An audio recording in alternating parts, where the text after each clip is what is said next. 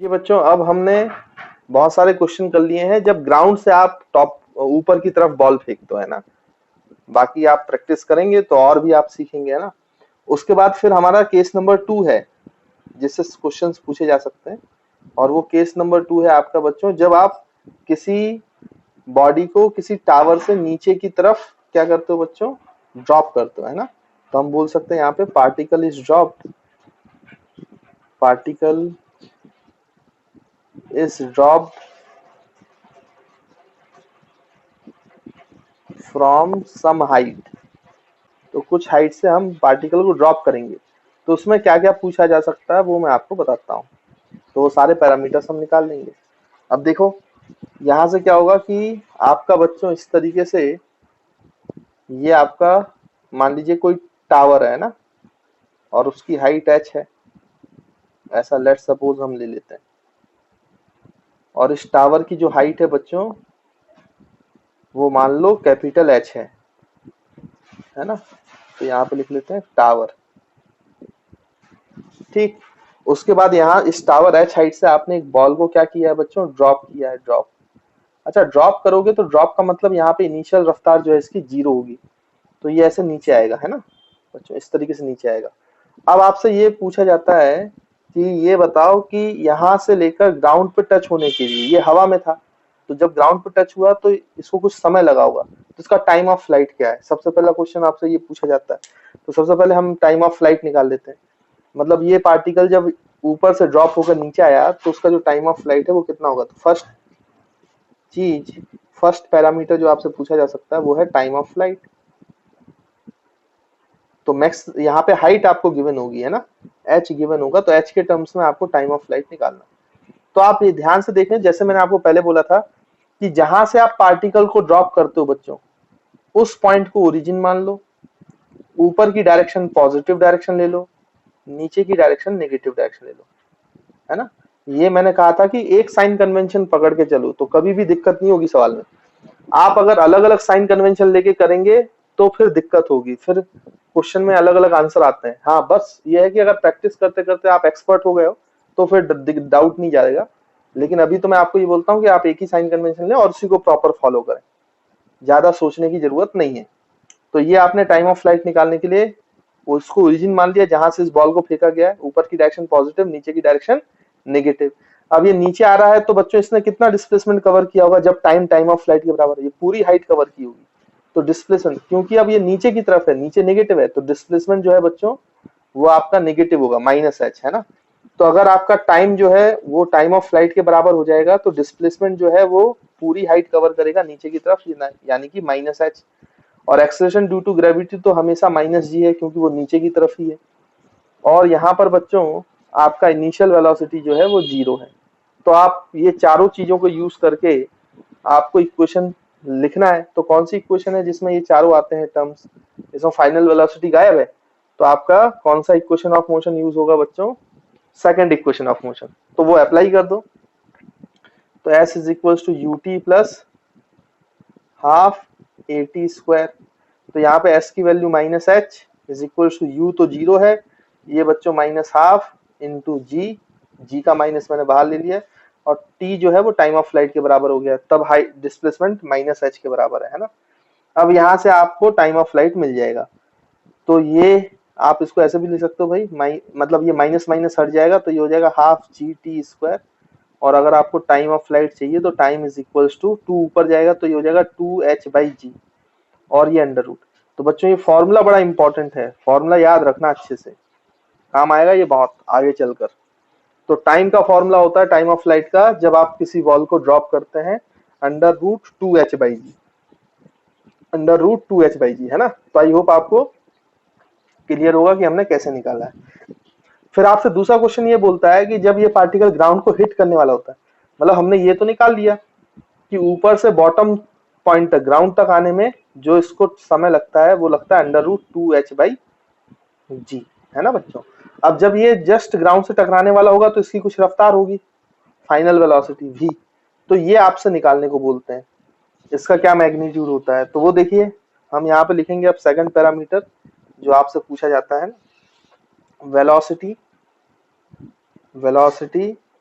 of particle, velocity of particle when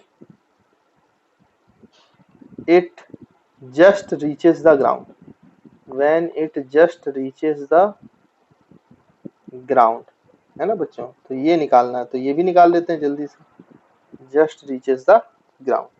तो देखो initial velocity तो आपकी 0 है, एक्सेलरेशन जो है वो -g के बराबर है, टाइम जो है बच्चों वो टाइम ऑफ फ्लाइट है, क्योंकि जस्ट ग्राउंड पर हमें वेलोसिटी निकालना है, तो टाइम कितना बीत चुका है जो हमने टाइम ऑफ फ्लाइट निकाला, और फाइनल वेलोसिटी v आपको निकालनी। तो निकालते हैं, first equation of motion use कर लेते हैं, v is equal to u plus at। तो v की वैल्यू निकालनी है, ये जो आपका u है बच्चों वो तो 0 है, प्लस a, तो a की वैल्यू -g है, और t की जगह टाइम ऑफ फ्लाइट, और टाइम ऑफ फ्लाइट की वैल्यू है वो हम लिख लेते हैं √2h/g। तो v की वैल्यू आ जाएगी माइनस, अच्छा g को बच्चों अंदर ले जाओ, तो ये हो जाएगा √2hg², है ना, रूट के अंदर ले गया मैं g को, नीचे g, तो ये g और g cancel.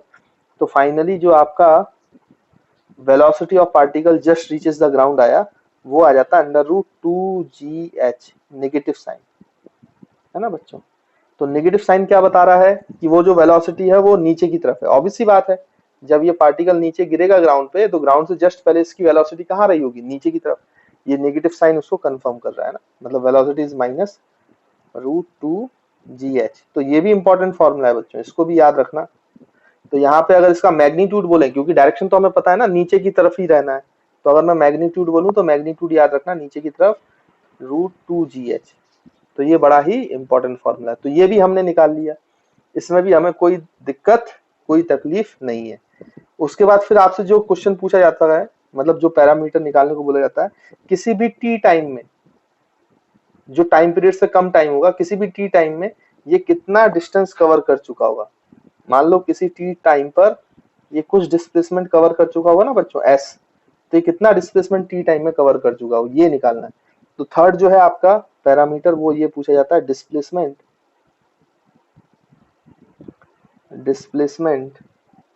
Of particle, displacement of particle, displacement of particle at any time T, at any time T. तो किसी भी टी टाइम में कितना डिस्प्लेसमेंट ये पार्टिकल कर चुका है। तो इसको हम कैसे निकालेंगे बच्चों, देखो यहाँ पर तो इनिशियल वेलोसिटी तो फिर से आपकी 0 ही है, जो टाइम है वो टी के बराबर ही है, डिस्प्लेसमेंट आपको निकालना है, और जो एक्सेलरेशन है वो आपका -g है।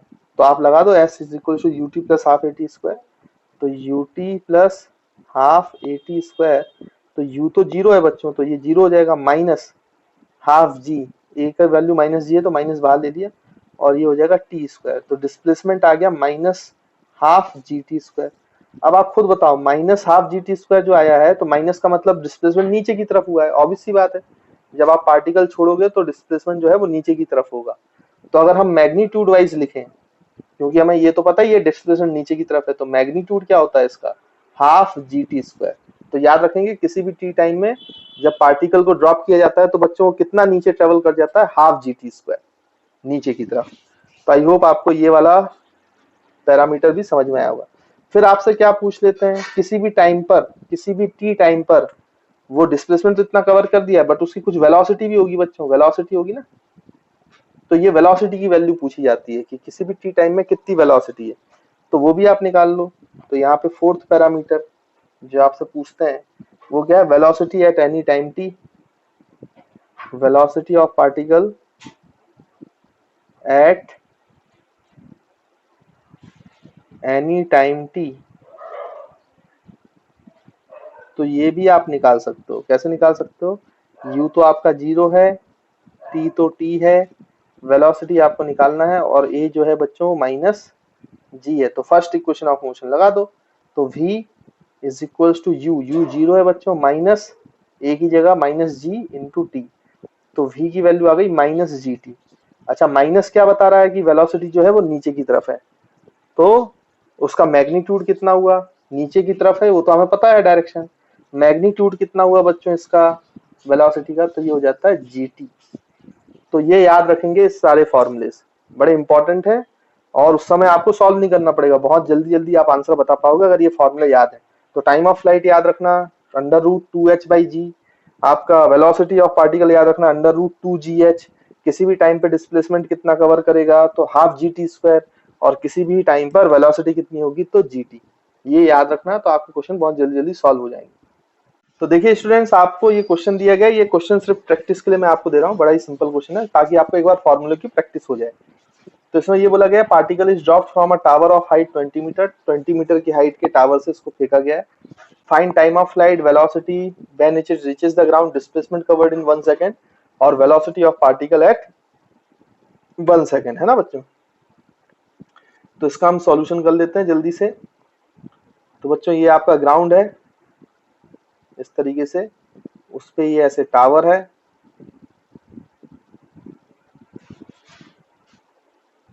और उसकी जो हाइट है टावर की बच्चों वो आपकी 20 मीटर पर सेकंड है, सॉरी 20 मीटर पर सेकंड बोल रहा हूँ, हाइट है 20 मीटर, है ना। ये आपको दिया गया है क्वेश्चन में।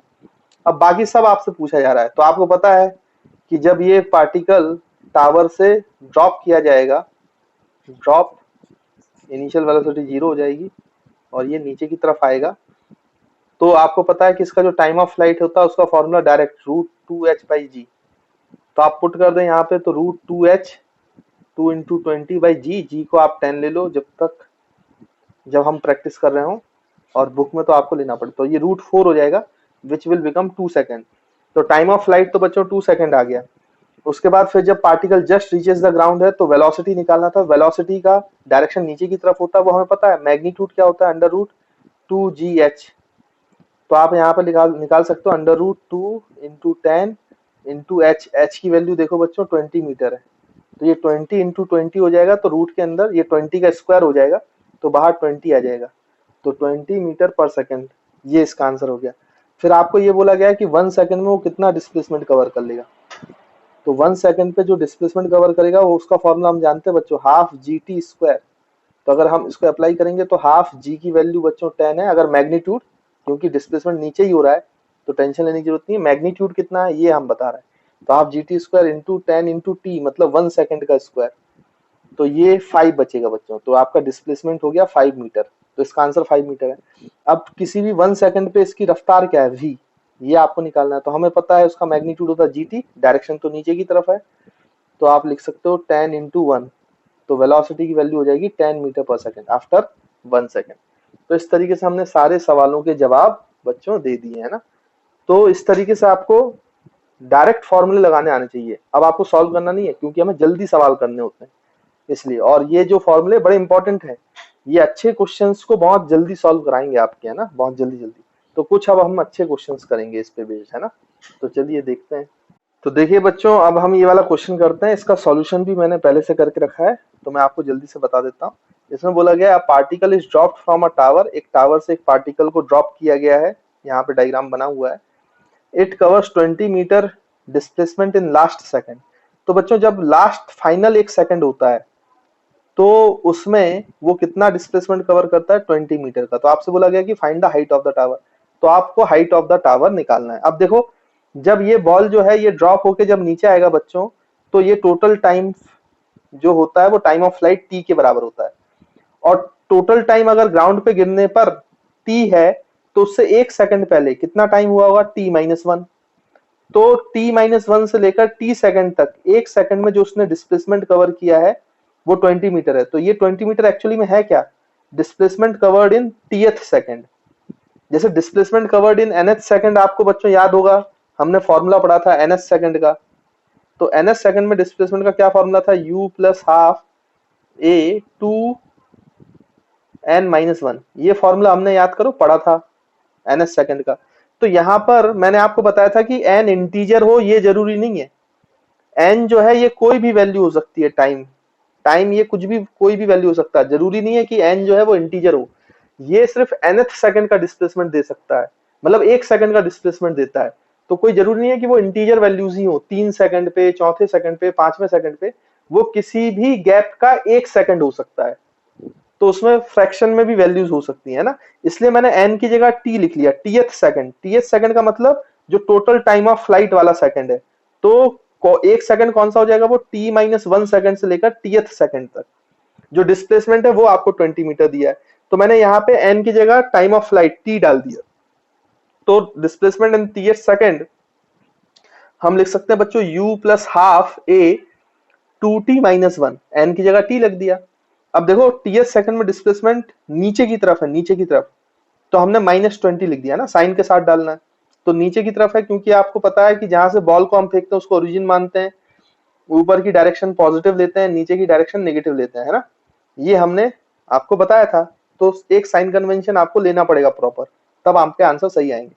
तो यहाँ पे ये -20 क्योंकि नीचे की तरफ है, फिर u तो बच्चों ड्रॉप किया था तो इनिशियल वेलोसिटी तो 0 है, प्लस हाफ g की वैल्यू बच्चों, मतलब यहाँ पे a की वैल्यू जो है वो आप लिख सकते हो -g, मतलब 10 लेना है g को, तो -10 इंटू 2t माइनस 1, तो यहाँ से ये हाफ और ये 10 कट जाएगा, तो ये बचेगा 5, -5 आएगा, और -20, तो माइनस माइनस कैंसिल हो जाएगा, और अंदर बचेगा 2t माइनस 1। बच्चों इसको सॉल्व करोगे तो ये 4 आ जाएगा, माइनस कैंसिल हो गया, 2t माइनस 1, तो t की वैल्यू आ जाएगी बच्चों 1 उधर जाएगा, तो 4 प्लस 1 5, तो 5/2, 2 से डिवाइड कर दो, तो टाइम ऑफ फ्लाइट आ गया 5/2।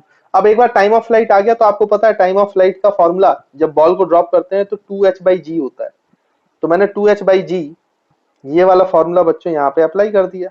ये आपको हाइट कैपिटल H निकालना था, तो हमने यहाँ पे फॉर्मूला अप्लाई कर दिया √2h/g का, तो दोनों साइड स्क्वायरिंग करो तो ये 2h/10 हो जाएगा, और इसका स्क्वायर करेंगे तो 5 का स्क्वायर 25, और 2 का स्क्वायर 4, और 10 को उधर मल्टीप्लाई करोगे तो ये 250y हो जाएगा, और 2 को नीचे मल्टीप्लाई करो तो 8 हो जाएगा। तो जो आपका हाइट का फॉर्मूला, जो आपका हाइट की वैल्यू आई टावर की, वो आ गई बच्चों कितना, 250/8। अब 250/8 आप सॉल्व करो तो 31.25 मीटर ये आंसर होता है। तो जो आपका फाइनल आंसर है हाइट का वो है 31.25 मीटर। तो this is the answer to this problem. तो आई होप आपको क्लियर होगा कि हमने ये क्वेश्चन कैसे किया है। अच्छा, कई बार बच्चे और भी कुछ मेथड से आंसर निकाल लेते हैं, आप थोड़ा सा और अकल लगाओगे तो आप इसको किसी दूसरी मेथड से भी इसका आंसर निकाल सकते हो, उसमें कोई दिक्कत वाली बात नहीं। बट मेरे ख्याल से सबसे तेज तरीका यही होता है इसको सॉल्व करने का। ये कैलकुलेशन वगैरह अगर आपको आती है ढंग से तो बहुत जल्दी आप निकालोगे। टाइम ऑफ फ्लाइट की वैल्यू यहाँ पे टी की जगह डायरेक्ट √2h/g रखते तो ये आपको आंसर तुरंत मिल जाता है ना। तो मेरे ख्याल से ये सबसे तेज तरीका होता है इसको सॉल्व करने का। बाकी आप कोई दूसरी मेथड सॉल्व करना चाहें तो बिल्कुल कर सकते हैं, उसमें कोई दिक्कत वाली बात नहीं है। लेकिन एनएफ डिस्प्लेसमेंट जब हमने पढ़ा है 1 सेकंड के लिए, तो उसको क्यों ना यूज किया जाए, तो एक ही इक्वेशन में काम हो जाता है। नहीं तो आप करोगे तो 2-3 इक्वेशन में 2 इक्वेशन आपको सॉल्व करनी पड़ जाएंगी, है ना बच्चों।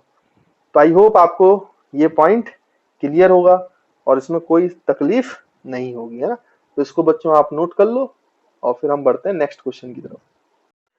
तो देखिए बच्चों, अब हम ये क्वेश्चन करेंगे। क्वेश्चन क्या बोल रहा है उसको समझ लेते हैं पहले। तो ये आपके पास एक टैप है ना, नल है, जिसमें ये थोड़ा सा नल जो है वो खराब हो चुका है, तो इसमें से ड्रॉप गिर रही है नल से, है ना। आप लोगों ने कई बार ऐसा देखा होगा कि नल अगर खराब हो जाता है तो उसमें से ड्रॉप गिरती है, एक एक बूंद गिरती है ना। अब इसमें खास बात यह है कि जब ये एक बूंद गिर रही है उसके बाद जब दूसरी बूंद गिर रही है, या दूसरी के बाद तीसरी बूंद गिर रही है, उनके बीच में 1 सेकंड का गैप है। मतलब हर 2 ड्रॉप के गिरने के बीच में 1 सेकंड का टाइम लगता है।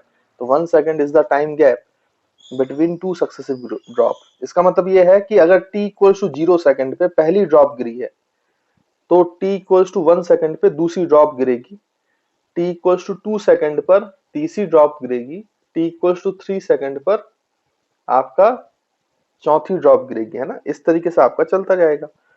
आपसे ये बोला जा रहा है कि find the displacement between fourth and third drop. तो आपको डिस्टेंस या डिस्प्लेसमेंट बिटवीन फोर्थ और थर्ड ड्रॉप निकालना कितने सेकंड के बाद, 5 सेकंड के बाद। तो 5 सेकंड के बाद वो कहीं हवा में होंगे बच्चों, तो उनके बीच की दूरी क्या होगी ये आपको बताना है। तो पहले तो ये देखो कि तीसरी और चौथी ड्रॉप कितने समय पे गिरी है। तो जैसे मैंने आपको बताया कि यहाँ पे बच्चों हो क्या रहा है कि यहाँ पे जो ड्रॉप है वो 1 सेकंड के गैप में गिरती है। तो 0 सेकंड पर आपका पहली ड्रॉप गिरी होगी, तो पहले सेकंड पर 1 सेकंड के बाद 1 सेकंड पे दूसरी ड्रॉप गिरी है, और फिर 2 सेकंड पर तीसरी ड्रॉप गिरी होगी। मतलब जो आपकी थर्ड ड्रॉप गिरी होगी बच्चों, थर्ड ड्रॉप यहाँ पे लिख लेते हैं थर्ड ड्रॉप वो कितने टाइम पे गिरी है एक्चुअली में, वो t इक्वल्स टू 2 सेकंड पे ड्रॉप हुई है, t इक्वल्स टू 2 सेकंड में, और हमें बताना है 5 सेकंड के बाद क्या हो रहा है। तो 2 सेकंड पे गिरी है तो 5 सेकंड तक, मतलब ये ड्रॉप जब यहां से ड्रॉप हुई है थर्ड ड्रॉप, तो वो कितने टाइम के लिए नीचे हवा में दूरी कवर किया उसने, टोटल 5 सेकंड पे पता करना है हमें। तो 5 सेकंड पे जो आपका मतलब 5 सेकंड के बाद, तो ये गिरी 2 सेकंड पे है, तो 5 सेकंड तक वो कितने टाइम के लिए ट्रेवल की है, 3 सेकंड्स बच्चों, है ना। 5 - 2, क्योंकि वो गिरी ही 2 सेकंड पे है, तो दूसरे से तीसरे, तीसरे से चौथे, चौथे से पांचवें, वो 3 सेकंड के लिए ही डिस्टेंस कवर करेगी ना, क्योंकि वो गिरी ही 2 सेकंड पे है। फिर वैसे ही आप चौथे ड्रॉप के बारे में सोचो, जो आपका फोर्थ ड्रॉप गिरा, फिर बच्चों ये आपका फोर्थ ड्रॉप, तो ये फोर्थ ड्रॉप कितने समय पे गिरा है, 3 सेकंड पे। भाई जब तीसरी ड्रॉप 2 सेकंड पे गिरी तो उसके 1 सेकंड के बाद फोर्थ ड्रॉप गिरी है ना 3 सेकंड पे, और टोटल में 5 सेकंड का टाइम चाहिए, तो 5 सेकंड में जो इसने डिस्टेंस कवर की, तो टोटल 5 सेकंड चली नहीं है फोर्थ ड्रॉप, वो तीसरे तीसरे सेकंड पे तो गिरी थी, तो उसके बाद वो कितना चली होगी, 2 सेकंड के लिए चली है बच्चों, 2 सेकंड के लिए। चौथा ड्रॉप 2 सेकंड चला है मात्र, और तीसरी जो ड्रॉप है वो 3 सेकंड चल चुकी है। तो यहाँ कहीं चौथी ड्रॉप है और यहाँ कहीं तीसरी ड्रॉप है, तो इनके बीच का ये जो गैप है बच्चों, ये आपका क्या है, डिस्टेंस बिटवीन, यही आपका रिक्वायर्ड आंसर है, which is equals to x मान लेते हैं हम, distance between third drop and कौन सा ड्रॉप, फोर्थ ड्रॉप, है ना। ये थर्ड ड्रॉप है आपका और ये फोर्थ ड्रॉप है ना। इनके बीच का जो डिस्टेंस है ये x है, यही हमें निकालना है। और ये जो डिस्टेंस है ये 5 सेकंड पे है, 5 सेकंड पे distance between third and fourth drop. I hope आपको समझ में आया होगा। तो यहाँ पे इसको सॉल्व कैसे करेंगे, अब हमें याद है कि हमने जब सेकंड केस बोला था तो हमने ये देखा था कि टी टाइम में वो कितना नीचे आ जाता है, हाफ जी टी स्क्वायर, अगर आपको याद हो। तो जो डिस्प्लेसमेंट हुआ है 3 सेकंड में, वो नल से कितना नीचे आ चुका है थर्ड ड्रॉप, वो डिस्प्लेसमेंट, ये ब्लू कलर की जो आपने रेंज बनाई है, ये डिस्प्लेसमेंट आप निकाल सकते हो। तो displacement of third drop after 5 second, 5 second के बाद उसका डिस्प्लेसमेंट कितना है बच्चों, तो देखो हम लिखेंगे हाफ जी टी स्क्वायर। तो जी की वैल्यू बच्चों 10, और टी जो है ये 3 सेकंड के लिए चली है ना, तो टी स्क्वायर मतलब 3 का square, which is equal to, ये 10 से कट जाएगा तो 5, तो ये बन जाएगा 5 इंटू 9, 45 मीटर्स। अब वहीं आप यहाँ पे क्या करोगे बच्चों, डिस्प्लेसमेंट ऑफ फोर्थ ड्रॉप निकालोगे, तो आपका जो फोर्थ वाली ड्रॉप है वो 5 सेकंड के बाद कितना डिस्प्लेसमेंट कवर कर चुका है, 2 सेकंड के लिए। तो हाफ जी टी स्क्वायर इसका लगाएंगे तो डिस्प्लेसमेंट ऑफ फोर्थ ड्रॉप आ जाएगा, जो ये रेड कलर में मार्क किया हुआ है। तो हाफ इंटू 10 इंटू 2 का स्क्वायर, तो 2 और ये 2 कैंसिल, तो ये हो जाएगा 20 मीटर्स। तो जो आपका x है 5 सेकंड के बाद इन दोनों के बीच का gap x, distance between the third and fourth drop, वो आपका आ जाएगा बच्चों। अब ये पूरे में से ये आप फोर्थ ड्रॉप का डिस्प्लेसमेंट माइनस कर दो, तो इनके बीच का गैप मिल जाएगा, थर्ड ड्रॉप के डिस्प्लेसमेंट से फोर्थ ड्रॉप का डिस्प्लेसमेंट माइनस कर दो। मतलब हम यहाँ लिख सकते हैं displacement of third drop minus displacement of fourth drop. तो बच्चों आपका आंसर आ जाएगा 45 - 20 which is equal to 25 metre. तो 25 metre is our answer. I hope आपको क्लियर होगा कि इन सवालों को कैसे किया जाता है। तो बच्चों मोशन अंडर ग्रेविटी के हमने 2 केसेस देख लिए, हम यहाँ पे केस नंबर अब 3 पढ़ लेते हैं जल्दी से। तो केस नंबर 3 में क्या होगा कि वो आपका टावर होगा बच्चों, इस तरीके से, ये टावर है, टावर की हाइट कैपिटल एच, ये आपको गिवन है। और अब ये पार्टिकल जो है बच्चों इसको ऊपर की तरफ फेंका गया है यू रफ्तार से, तो आप जानते हो ये ऊपर जाएगा और फिर ऐसे नीचे आएगा, है ना, इस तरीके से। तो पहले तो इसका टाइम ऑफ फ्लाइट आपको बताना है कि टाइम ऑफ फ्लाइट कितना है ना। तो सबसे पहली चीज तो यही पूछी जाती है, टाइम ऑफ फ्लाइट। तो टाइम ऑफ फ्लाइट तो आप बहुत आसानी से निकाल सकते हो भाई, कितना होता है time of flight capital T. तो आप निकालेंगे, तो मैंने आपको कई बार बोला है कि आप जिस पॉइंट से पार्टिकल को फेंकते हो उस पॉइंट को ओरिजिन मान लो, ऊपर वाली डायरेक्शन पॉजिटिव मान लो और नीचे वाली डायरेक्शन बच्चों नेगेटिव मान लो। तो क्योंकि इनिशियल रफ्तार ऊपर है तो u आपका पॉजिटिव है, एक्सेलरेशन तो वो तो हमेशा नीचे ही होता है, तो g आपका नेगेटिव है। आपका डिस्प्लेसमेंट देखें बच्चों, तो इस पॉइंट से फाइनल पॉइंट ये है जब वो ग्राउंड पे गिरा तब का टाइम निकालना है, तो डिस्प्लेसमेंट आपका माइनस एच होगा। माइनस एच क्यों? क्योंकि नेगेटिव डायरेक्शन में डिस्प्लेसमेंट यहां से यहां तक। और अगर आप देखें तो आपको टाइम निकालना है और ये टाइम जो है वो टाइम ऑफ फ्लाइट के बराबर हो जाएगा। तो अगर आप इसको सॉल्व करेंगे बच्चों, देखो फॉर्मूला लगा के s equals to UT plus half A T square, तो मैं डायरेक्ट लिख रहा हूँ s की वैल्यू माइनस एच यूटी और minus half A T square, minus half A की जगह मतलब जी रख दिया तो माइनस आ जाएगा ना, यहाँ पे minus half A T square होता है, लेकिन यहाँ पे जब आप माइनस साइन रखोगे जी का तो यहाँ माइनस होगा, तो ये हो जाएगा जी टी स्क्वायर, है ना। तो आप उसको उधर ले जाओ तो ये आपका हो जाता है बच्चों कितना, half G T square is equals to minus ये आएगा तो इधर माइनस हो जाएगा, तो minus U two minus H is equals to zero, है ना। टू को एलसीएम ले लो तो थोड़ा सा और अच्छा लगने लगेगा ये एक्सप्रेशन, तो माइनस टू यू टी और यहाँ पे माइनस एच टू एच, है ना, इक्वल्स टू जीरो। टू का एलसीएम लिया, फिर एलसीएम टू जो आएगा वो उधर जाएगा तो मल्टीप्लाई हो जाएगा, तो ये आपकी क्वाड्रेटिक इक्वेशन बन गई। तो बच्चों यहाँ से आप टाइम पीरियड का वैल्यू निकाल सकते हो। टाइम पीरियड की वैल्यू क्या हो जाएगी देखो आप, तो यहाँ पे अगर हम निकालें तो ये हो जाएगा माइनस बी, है ना, क्वाड्रेटिक इक्वेशन सॉल्व करना आता है, तो ये हो जाएगा two U plus minus under root B square, two U का स्क्वायर, तो ये हो जाएगा फोर यू स्क्वायर, फिर माइनस फोर ए सी, तो c माइनस टू एच है तो बच्चों माइनस माइनस प्लस हो जाएगा, फोर ए सी, तो ये g और ये तो ये फोर इंटू टू एट हो जाएगा और g इंटू एच बचेगा, और डिवाइड बाई टू ए की वैल्यू बच्चों g है तो ये g हमने लिख दिया, है ना। अब यहाँ पे देखो दो टाइम आएगा और आप ध्यान से देख रहे होगे कि नेगेटिव वाला ना रूट वाला, इसमें से अच्छा एक काम करो कि आप फोर कॉमन ले लो, तो बाहर टू आएगा फिर टू कॉमन लेना, तो टू और टू कैंसिल हो जाएगा, तो मैं डायरेक्ट लिख रहा हूँ, ये काम आप कर सकते हो। जब आप टू कॉमन करोगे तो टू और टू कैंसिल हो जाएगा, तो यहाँ बचेगा u plus minus under root, यहाँ से फोर कॉमन आ चुका है तो यहाँ बचेगा यू स्क्वायर प्लस यहाँ से ही फोर कॉमन आया था तो ये बचेगा आपका टू जी एच, और टू कैंसिल हो गया नीचे तो नीचे बचेगा जी। अब बच्चों इसमें जो दो वैल्यूज आ रही हैं तो इसमें देखो ये जो रूट के अंदर है यू स्क्वायर प्लस समथिंग है, तो ये यू से बड़ा आएगा तो माइनस आएगा, तो एक टाइम नेगेटिव आएगा, तो नेगेटिव टाइम का कोई मतलब नहीं है क्योंकि इसमें एक ही टाइम पॉसिबल है, यहाँ से पार्टिकल ऐसे गया ऊपर और फिर आपका नीचे आ गया, तो एक ही तो टाइम ऑफ फ्लाइट होगा ना, दो टाइम ऑफ फ्लाइट नहीं हो सकते, इसलिए एक वैल्यू नेगेटिव आएगी, तो नेगेटिव साइन वाले को हटा दो, तो जो एक्चुअल में आपका टाइम ऑफ फ्लाइट है इस क्वेश्चन में वो आपका हो जाएगा u plus under root U square plus two G H divide by G, है ना बच्चों। तो इस तरीके से हम क्या निकाल सकते हैं इसमें टाइम ऑफ फ्लाइट, तो ये टाइम ऑफ फ्लाइट का फॉर्मूला है। हालांकि मैं आपको ये नहीं बोल रहा हूँ कि आप ये फॉर्मूला रट लो, अगर याद है तो ठीक है, और अगर नहीं भी याद होगा तो आपको निकालने का प्रोसीजर तो पता चल ही गया होगा, तो आप ऐसे चाहें तो सॉल्व कर सकते हैं ना बच्चों।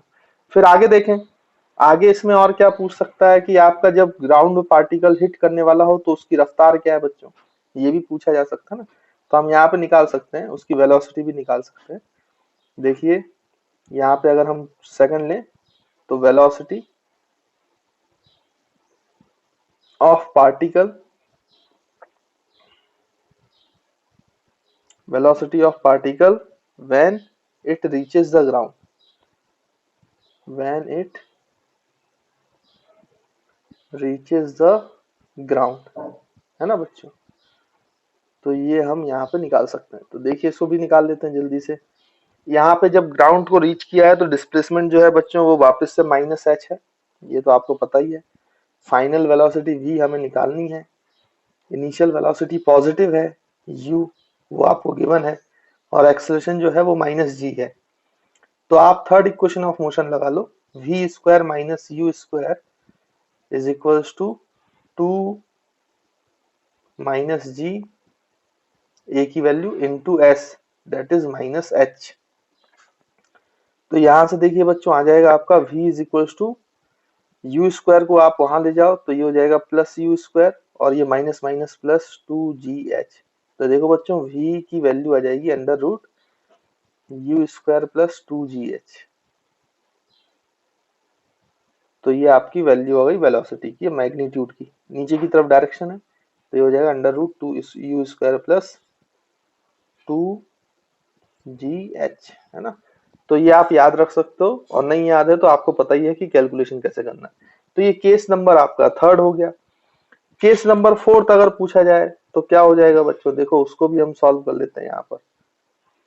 तो यहाँ पे देखिए केस नंबर फोर्थ। अब केस नंबर फोर्थ में क्या होगा बच्चों कि ये आपका ग्राउंड है, यहाँ पे इस तरीके से आपका टावर है,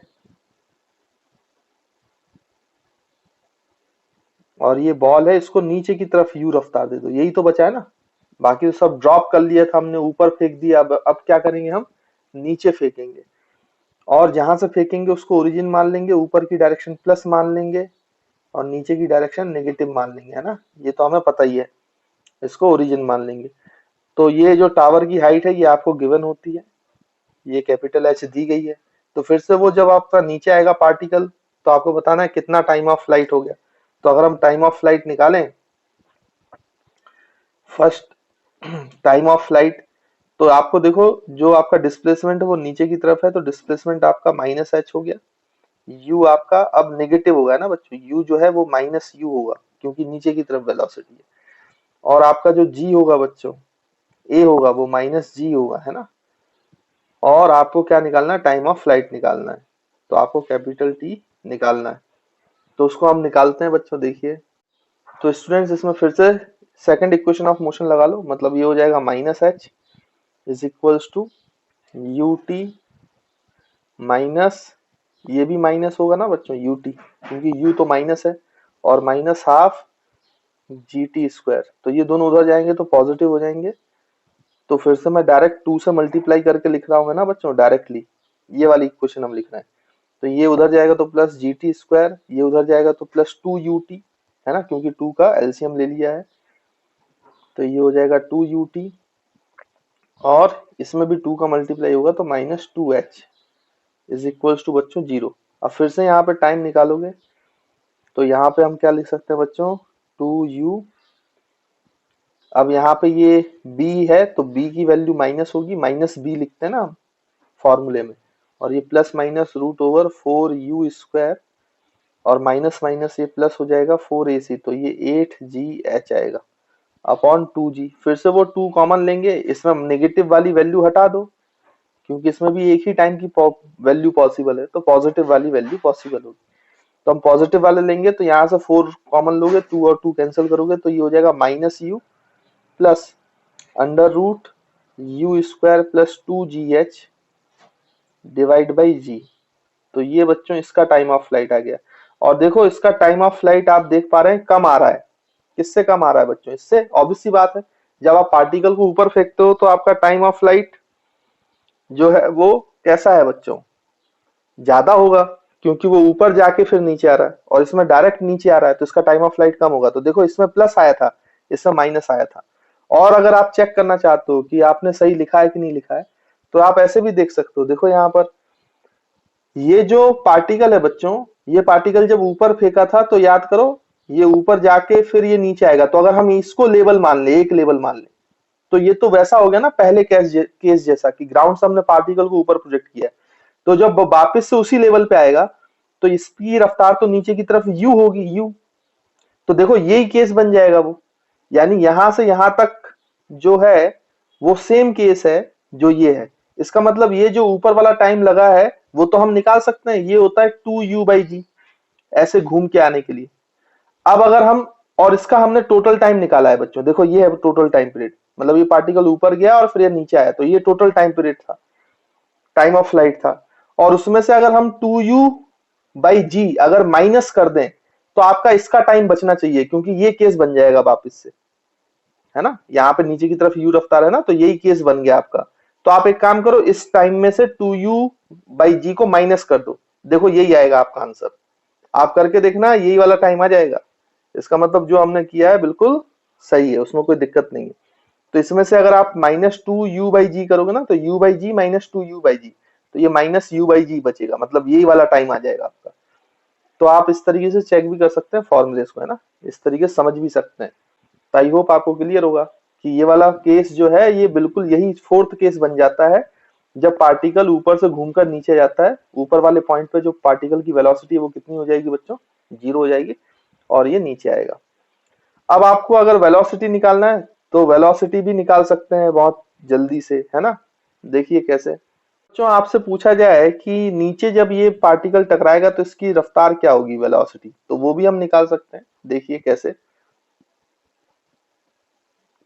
अगर हम इसमें देखें तो वेलोसिटी निकालने के लिए आपको पता है कि डिस्प्लेसमेंट जो है वो -h कवर किया गया है, a तो -g है ही, u आपका नेगेटिव है, और आपको क्या निकालना है भाई, फाइनल रफ्तार, है ना। तो फिर से आप थर्ड इक्वेशन ऑफ मोशन लगा लो। तो यहाँ पे देखो बच्चों क्या हो जाएगा, s मतलब v square minus U square, अब नेगेटिव u का भी स्क्वायर करोगे तो पॉजिटिव u स्क्वायर आएगा, इक्वल्स टू माइनस, मतलब ये 2 a की जगह -g और s की जगह -h। तो देखो बच्चों फिर से आंसर आएगा आपका √ओवर, ये उधर चला जाएगा तो u स्क्वायर और ये माइनस माइनस प्लस 2gh। तो देखो फिर से वही आंसर आया इसमें, ये फिर से प्रूफ कर रहा है इसी बात को कि ये वैसा ही केस है 2gh जैसा कि ये वाला केस होता अगर इतना पार्टिकल आ जाता, क्योंकि देखो इसकी वेलोसिटी और इसकी वेलोसिटी अब सेम हो गया, तो ऑब्वियस सी बात है इस पे भी फाइनल वेलोसिटी जो होगी वही फाइनल वेलोसिटी इसकी होगी। तो ये देखो वही आंसर आ रहा है सेम, है ना। तो आई होप आपको क्लियर होगा, इसमें कोई डाउट नहीं होना चाहिए, ठीक है बच्चों। तो इसको आप जल्दी से नोट करो फिर हम आगे बढ़ते हैं। तो देखिए बच्चों हमने सारे केसेस कर लिए हैं जो मोशन अंडर ग्रेविटी में पूछे जाते हैं। इसके बाद यहाँ पे एक क्वेश्चन कर लेते हैं हम जल्दी से, है ना, ये कई बार पूछा गया है क्वेश्चन। तो देखो क्या पूछा गया मैं आपको बताता हूँ। उन्होंने कहा कि ये ग्राउंड है भाई, ग्राउंड के ऊपर एक टावर है बच्चों, है ना, टावर की जो हाइट है वो आपको बोली गई है h हाइट है ना। अब उन्होंने क्या किया है कि यहां से 3 पार्टिकल को फेंका है। उन्होंने कहा कि हमारा बच्चों जो ए पार्टिकल है, ए पार्टिकल उसको नीचे u रफ्तार से फेंका गया, फिर इसी टावर पे खड़े होकर एक बी पार्टिकल है उसको ऊपर u रफ्तार से फेंका गया, और इसी टावर से एक सी पार्टिकल है बच्चों जिसका जिसको ड्रॉप किया गया, मतलब इनिशियल वेलोसिटी 0 है, ड्रॉप किया गया इसको सेम हाइट से, है ना, सेम हाइट से तीनों पार्टिकल को। ए वाले पार्टिकल को नीचे यू से फेंका गया, बी वाले पार्टिकल को ऊपर यू से फेंका गया और सी को ड्रॉप किया गया। अब ये साइमल्टेनियसली किया गया है ना, कैसे किया गया, साइमल्टेनियसली, मतलब एक ही समय पे t इक्वल टू 0 पे, ऐसा मान लो आप। तो आपको पता है कि ये वाला पार्टिकल इस ट्रेजेक्टरी से ऐसे आएगा, ऊपर वाला पार्टिकल ऊपर जाएगा, फिर ऐसे नीचे आएगा, और ये वाला ड्रॉप होगा तो ये डायरेक्ट ऐसे नीचे आएगा। तो इनके टाइम ऑफ फ्लाइट है अलग अलग, इसका टाइम ऑफ फ्लाइट TA है, इसका टाइम ऑफ फ्लाइट TB है, इसका टाइम ऑफ फ्लाइट TC है। तो आपसे पहला क्वेश्चन तो ये पूछा जाता है, फर्स्ट क्वेश्चन, कि arrange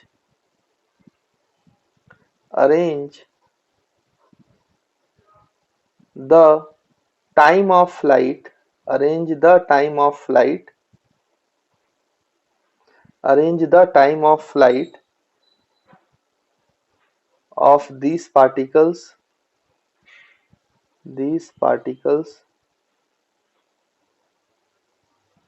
in descending order,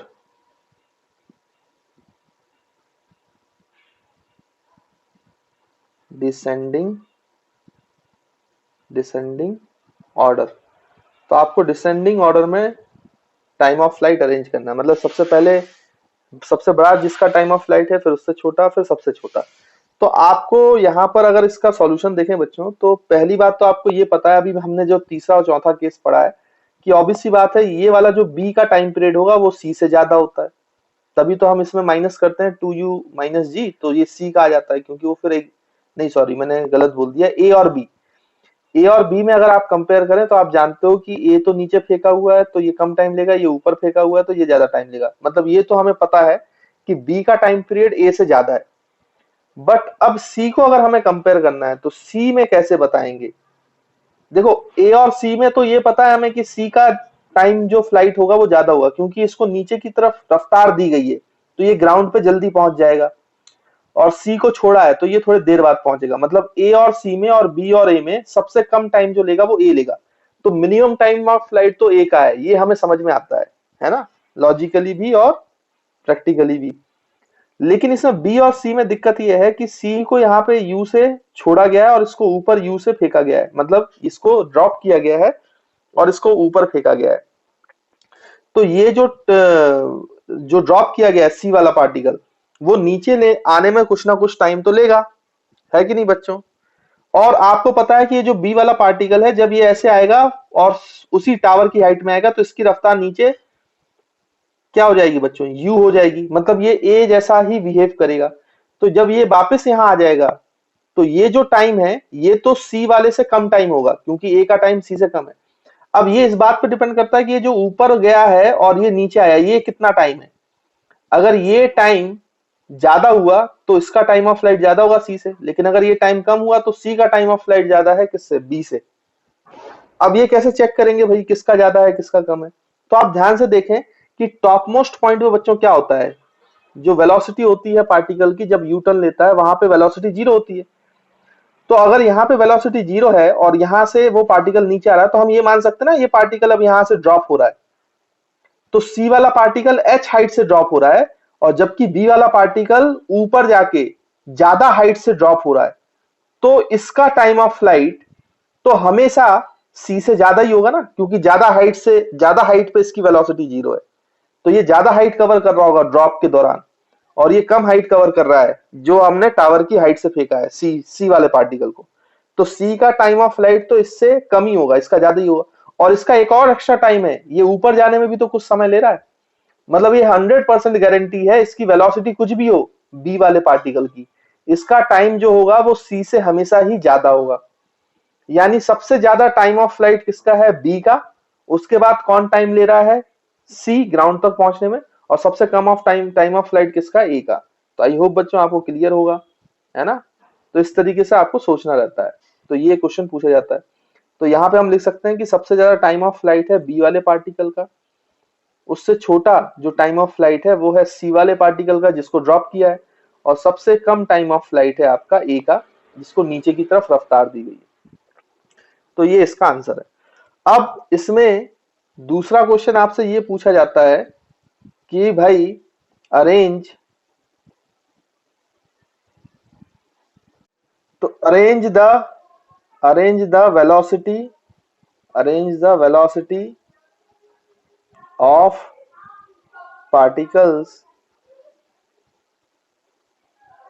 when they reach the ground। तो आपको बताना है कि जब वो ग्राउंड पे पहुंचेंगे बच्चों तो उनकी स्पीड क्या होगी, है ना। उनकी स्पीड को आपको अरेंज करना है ग्राउंड पे पहुंचने पे इन असेंडिंग ऑर्डर। है ना, मतलब कुछ भी पूछ सकता है, डिसेंडिंग ऑर्डर, असेंडिंग ऑर्डर, तो वो आपको आना चाहिए करते हुए। अब देखो कैसे निकालेंगे हम कि किसकी वेलोसिटी ज्यादा है किसकी वेलोसिटी कम है। तो देखो जब आप पार्टिकल को ड्रॉप करते हो तो बच्चों नीचे जो वेलोसिटी होती है पहुंचने पे वो कितनी होती है, √2gh, ये हमने निकाला था। और इन दोनों केसेस में तो बराबर होती है ना भाई, इस दोनों केसेस में तो बराबर होती है, क्योंकि ये तो वो सेम केस होगा यहाँ से नीचे की तरफ यू रफ्तार से, है ना। तो ये मैंने अभी आपको पहले बताया था। तो इनकी वेलोसिटी क्या होती है, √u² प्लस 2gh। तो आपको दिखाई दे रहा होगा कि जब आपने पार्टिकल को ड्रॉप किया था तो √2gh था मात्र, लेकिन जब आपने पार्टिकल को नीचे रफ्तार दिया ऊपर रफ्तार दी तो उसकी वेलोसिटी बढ़ गई है। देखो अंदर 2gh के साथ u² का भी एडिशन हो रहा है और इसमें सिर्फ √2gh था। तो इसका मतलब ये वाली वेलोसिटी तो ऑब्वियसली है, फॉर्मूले से ही दिखाई दे रहा है कि ये ज्यादा है। तो मतलब आपका ए और बी पार्टिकल की जो वेलोसिटी है वो सेम होगी, और वो ज्यादा होगी किससे, आपके सी वाले पार्टिकल से जिसको आपने ड्रॉप किया है। तो अगर इसका सॉल्यूशन लिखेंगे हम तो इसका क्या आंसर होगा बच्चों, इसको किस में करना था, असेंडिंग ऑर्डर में करना था। मतलब पहले छोटा फिर उससे बड़ा और फिर सबसे बड़ा। तो सबसे छोटी स्पीड किसकी है बच्चों, सी की। तो velocity of particle C when it reaches the ground is less than velocity of particle B at reaching the ground, which is equals to velocity of particle A which is reaching to the ground. तो ये इसका answer है ना। तो I hope आपको clear होगा कि हमने कैसे निकाला है। तो देखो बच्चों, अब ये तो बेसिक आपके लॉजिक कॉमन सेंस से सवाल बन जाते हैं, तो इस तरीके से आपको आंसर करना होता है। अब इसी में कुछ और सवाल भी वो पूछ सकता है। कैसे, मैं फिर से डायग्राम बना देता हूँ, क्योंकि वहां बनाऊंगा तो फिर थोड़ा सा आप लोगों को ज्यादा मर्ज हो जाएंगी चीजें, तो फिर समझ में नहीं आएगा चीज। ठीक है, तो एक अलग ही क्वेश्चन बना के आप सॉल्व कर लो इसको। तो मैंने आपको इसमें बोला, इसमें आपको क्वेश्चन में पूछा गया था कि ये टावर है बच्चों, है ना। टावर की हाइट वाइट आपको कुछ दी नहीं गई है कि कितनी है, आप चाहें तो एच वगैरह मान लेना। फिर वो भी बोला गया कि ए जो पार्टिकल है उसको नीचे की तरफ यू से फेंका गया है, बी पार्टिकल है उसको ऊपर यू से फेंका गया है, और सी जो पार्टिकल है उसको ड्रॉप किया गया है। उन्होंने ऐसा बोला है ना, जैसा ऊपर हमने कहा था। अब उन्होंने क्या बोला कि जो बच्चों आपका पार्टिकल नीचे आ रहा है, तो ए वाला पार्टिकल जो है उसका टाइम ऑफ फ्लाइट आपको दिया है। ए वाले पार्टिकल का टाइम ऑफ फ्लाइट है 2 सेकेंड्स। बी ऊपर गया और फिर नीचे आया, तो बी का टाइम ऑफ फ्लाइट भी दिया गया है। तो बी का टाइम ऑफ फ्लाइट है बच्चों 10 सेकेंड्स। तो सी ड्रॉप हुआ है, तो सी का कुछ ना कुछ टाइम ऑफ फ्लाइट होगा। अब ये हमें पता नहीं है, साइमल्टेनियसली इनको फेंका गया था, है ना। तो आपको ये पूछा जा रहा है कि जब हम पार्टिकल सी को ड्रॉप करेंगे तो पार्टिकल सी का टाइम ऑफ फ्लाइट क्या होगा। ये क्वेश्चन आपसे पूछा गया, मतलब find the time of flight of the particle C, जिसको हमने क्या किया है बच्चों, टावर की एच हाइट से ड्रॉप किया। टावर की हाइट वगैरह आपको कुछ नहीं दिया, यही दिया है जो गिवन डाटा है, और टाइम पीरियड ऑफ सी निकालना है। बच्चों ये आपको क्वेश्चन दिया गया है, तो ये फिर से वैसे ही पजल टाइप के क्वेश्चन होते हैं, दिया कुछ जाता है, पूछा कुछ जाता है। अब आप एक बात सोचें, जब भी इस क्वेश्चन को देखें तो आपको देखो टाइम ऑफ फ्लाइट दिया गया दोनों का, और इसमें टावर की हाइट नहीं दी गई, लेकिन इन तीनों में कॉमन फैक्टर टावर की हाइट ही है। यानी अगर मैं टावर की हाइट निकाल लूं किसी तरीके से तो मेरा काम बन जाए। तो एक काम करते हैं, पहले कि सॉल्व करने से पहले आप टावर की एच हाइट को आइडेंटिफाई करो। मान लो टावर की हाइट एच है, जहां से तीनों पार्टिकल्स को फेंका गया है, स्मॉल एच मान लेते हैं। और सबसे पहले हम स्मॉल एच निकालते हैं, ताकि हमारा स्मॉल एच अगर आ गया तो हम फिर टीसी निकाल पाएंगे बहुत आसानी से, है ना। तो देखिए कैसे निकालेंगे। तो पहले आपको यहाँ का टाइम ऑफ फ्लाइट पता है, यहाँ का टाइम ऑफ फ्लाइट पता है, u आपको दिया हुआ है, और a माइनस जी होता है, ये आपको पता है। तो आप एक काम करो, सबसे पहले a पार्टिकल के लिए इक्वेशन लिखो, फॉर पार्टिकल a। तो a पार्टिकल के लिए क्या इक्वेशन लिखेंगे आप, सेकंड इक्वेशन ऑफ मोशन लगा दो, s। तो बच्चों जहां से पार्टिकल को फेंका है, फिर से वही बात, उसको ओरिजिन मानो, ऊपर की डायरेक्शन पॉजिटिव तो नीचे की डायरेक्शन नेगेटिव मानो, तो u नेगेटिव है, तो a के लिए हम लिख सकते हैं, और h भी नेगेटिव है। तो सेकंड इक्वेशन ऑफ मोशन लगाएं तो इसके लिए लिख सकते हैं हम minus H is equals to U T. U की वैल्यू भी बच्चों नेगेटिव है क्योंकि नीचे की तरफ है, मैं पूरा पूरा नहीं लिखूंगा, जल्दी जल्दी जल्दी हम करेंगे। इनटू टाइम ऑफ फ्लाइट, नीचे तक आ रहा है ना, तो टाइम ऑफ फ्लाइट आपको 2 सेकंड दिया है, तो इनटू 2 सेकंड प्लस हाफ जी, जी की वैल्यू बच्चों -10 ले लेते हैं, और टी स्क्वायर, है ना, मतलब ये 2 का स्क्वायर, तो ये 2 का स्क्वायर हो जाएगा। तो ये हाफ और ये 2 का स्क्वायर एक कट जाएगा, और यहां से कितना बचेगा बच्चों, minus H is equal to -2u, और ये भी माइनस बचेगा, है ना। तो कितना बचेगा ये, 2 इंटू 10 20, यानी कि माइनस साइन हर जगह से हटा दो, तो h is equal to 2u plus 20। तो चलो एक इक्वेशन तो हमारे पास आ गई, बट यहाँ पे दो वेरिएबल्स है, एक u भी वेरिएबल है, और एक बच्चों आपका कौन सा वेरिएबल है, h। तो एक इक्वेशन और बनानी पड़ेगी। अब दूसरी इक्वेशन आपको b से मिलेगी, फॉर b पार्टिकल के लिए जब आप इक्वेशन लगाएंगे, तो फॉर पार्टिकल b, इसके लिए जरा इक्वेशन लगाओ, यही सेम इक्वेशन लगाओ। तो इसका भी जो डिस्प्लेसमेंट है टाइम ऑफ फ्लाइट में, वो नीचे की तरफ हुआ है, तो मतलब minus H is equal to, इसकी रफ्तार ऊपर की तरफ थी तो plus U multiplied by time of flight that is 10, फिर प्लस हाफ, जी की वैल्यू बच्चों -10 है, ए की वैल्यू -10 है, माइनस जी, और मल्टीप्लाइड बाई आपका कितना, टाइम ऑफ फ्लाइट का स्क्वायर, तो ये बच्चों 10 का स्क्वायर। तो ये 2 कैंसिल, तो ये -5 बच गया। तो यहाँ पे ये आएगा -h is equals to 10u, और ये बच्चों माइनस बाहर आएगा तो माइनस कितना हो जाएगा ये देखिए 5 इंटू 10 का स्क्वायर 100, तो ये हो जाएगा बच्चों 500 है ना।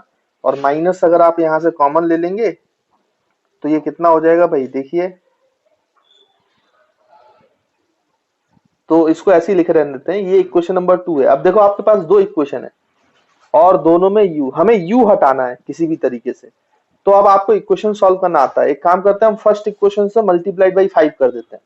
तो ये फर्स्ट इक्वेशन मल्टीप्लाइड बाई 5, ये हमें क्या देगा बच्चों, ये हो जाएगा 5h is equal to 5 into 2 10u, और ये प्लस 5 इंटू 20, तो ये बच्चों 100 आ जाएगा है ना।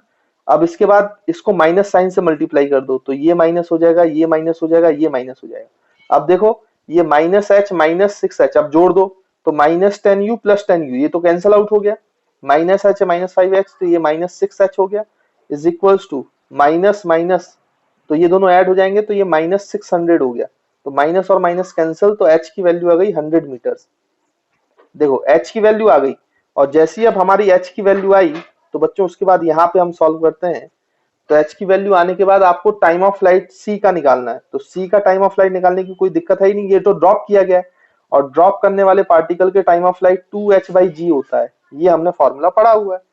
h की वैल्यू हमारे पास 100 मीटर आ चुकी है, तो टाइम ऑफ फ्लाइट हो जाएगा √2 इंटू 100/g मतलब 10, तो ये कैंसिल हो जाएगा। तो बच्चों ये √20 आएगा, और टाइम ऑफ फ्लाइट इसको लिख सकते हैं रूट से आपका 4 इंटू 5 लिख सकते हो, तो 4 से 2 बाहर आ जाएगा तो ये हो जाएगा 2√5,